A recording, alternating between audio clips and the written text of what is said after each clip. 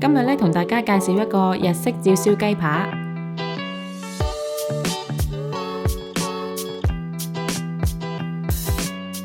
首先咧，將雞扒洗乾淨，印乾水分，切走多餘嘅脂肪。喺厚肉嘅地方咧，界一界。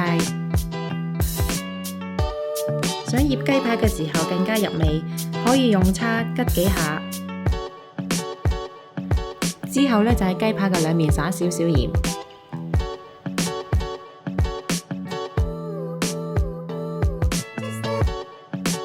將味淋、生抽、料理酒、薑片、糖放喺一個容器裏面，再用攪拌器攪勻。將頭先預備好嘅醃料加入雞扒，醃30分鐘。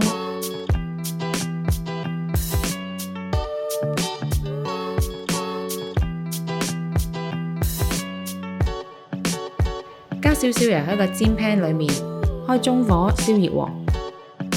煎雞扒嘅時候，首先將有雞皮嘅向下，咁樣做係可以將雞扒嘅油分首先逼出嚟同埋定型，煎佢大約2至3分鐘。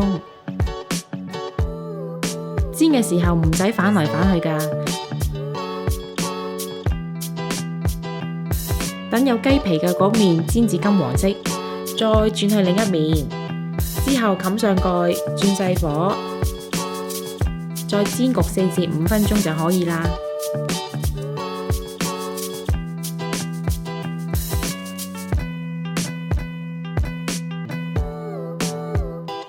如果配埋流心蛋，食嘅時候會更加好味啦！鍾意我哋條影片嘅朋友可以 Like、Subscribe、Share， 同埋記得撳着個鐘仔，可以第一時間收到我哋嘅最新資訊同埋影片。